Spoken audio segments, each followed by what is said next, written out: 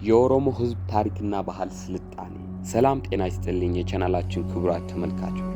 ዛሬ በአፍሪካ ቀንድ ውስጥ እጅግ ግዙፍ ቁጥር ካላቸው ጥንታዊ ታሪክና ስልጣኔ ባለቤት ስለሆኑ ስለ ኦሮሞ ሕዝብ እነጋገራለን። ኦሮሞዎችን እነማን ናቸው? ከየትስ መጡ?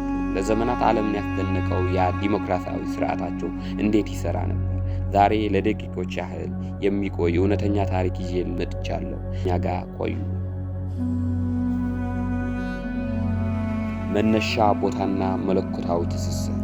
የመነሻ ቦታ የኦሮሞ ታሪክ ቅዱስ ተብሎ የሚታመነው መዳ ወላቦ ይጀምራል።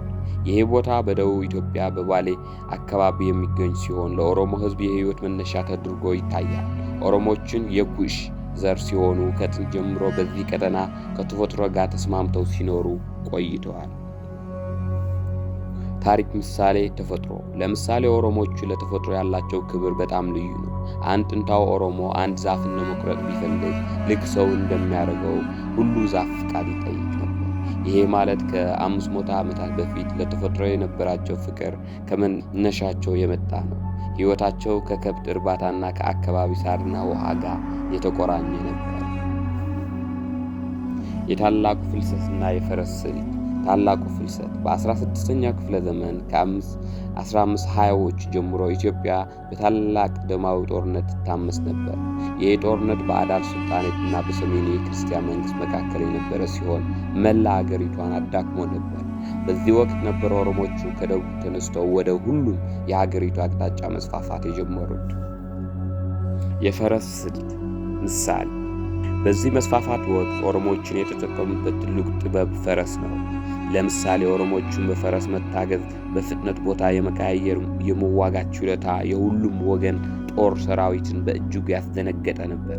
ይሄ ሉባ የሚባለው ሰራዊት በልዩ ፈረስ ስልት ካቫል ይጠቀም ስለነበር በአፍሪካ ቀንድ ታሪክ ውስጥ እንደማይሸነፍ ኃያል እንዲታዩ አድርጓቸዋል።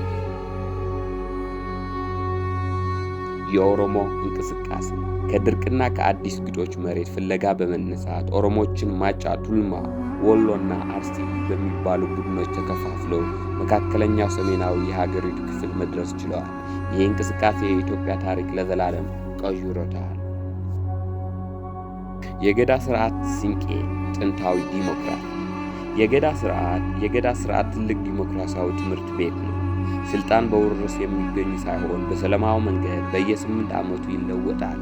ለምሳሌ አንድ ሕፃን ከተወለደ ጀምሮ እስከ 8 ዓመቱ ዳቦላ ይባላል። በዚህ ጊዜ ሕፃኑ ምንም አይነት ስህተት ቢሰራ አይቀጣም፣ በነፃነት እንዲያድግ ይደረጋል። ይህ ስርዓት ለሕፃናት ስነ ልቦናዊ ያለው ትልቅ ግንዛቤ ያሳያል። ሲንቄ ምሳሌ። አስገራም ታሪክ ግን የሲንቄ ታሪክ ነው። በሕዝብ መካከል ጦርነት ወይ ትልቅ ችግር ቢፈጠር የኦሮሞ ሴቶች ሲንቄ የሚባለው በትር ይዘው በመሃል ከቆሙ ጦርነቱ ወዲያውን ይቆም ነበር።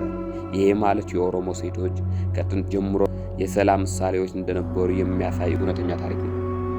ኦዳ። ሁሉም የኦሮሞ ሕጎች የሚወጡ ኦዳ በሚባለው ትልቅ ዛፍ ስር ነው። ይሄ ዛፍ የፍትህና የሰላም ምልክት ነው።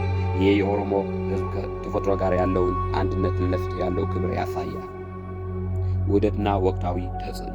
የሞጋሰ ስርዓት ምሳሌ።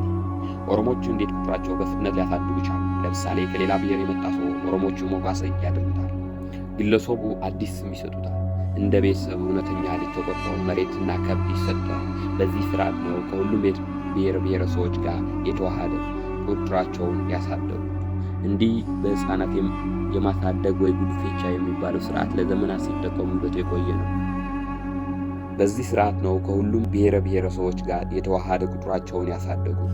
እንዲሁም ከሕፃናት የማሳደግ ወይ ጉድፌቻ የሚባለው ስርዓት ለዘመናት ሲጠቀሙ የቆዩ። ወቅታዊ ተጽዕኖ። ዛሬ የኦሮሞ ታሪክ በሁሉም የኢትዮጵያ ማዕዘናት አሻራውን ጥሎ ይገኛል። ወሎ፣ ራያ፣ ሐረርጌ ወይም ሽዋ ብትሄዱ ከሌሎች ብሔር ብሔረሰቦች ጋር የተደረገው ውህደት ለሀገራችን ትልቅ ህብረ ቀለም ሰጥቶታል። ከምግብ ጀምሮ እስከ ፖለቲካ አስተያየት ያለው ተጽዕኖ ዛሬም ህያው ነው። ክቡራት ተመልካቾች ታሪካችን ማወቅ ለጋራ ሰላማችን ለማክበር መሰረት ነው። ኦሮሞ ታሪክ ብቻ ሳይሆን ህያው የሆነ ትልቅ ስልጣን ያለው ህዝብ ነው። ይህን ቪዲዮ ከወደዳችሁ ላይክ አድርጉ፣ አስተያየታችሁ ከታች ጻፉልኝ። ለቀጥታ ስለምን አይነት ታሪክ እንድንሰራ ትፈልጋላችሁ? ሳብስክራይብ በማድረግ እንዳይረሳ። ሰላም ቆዩ።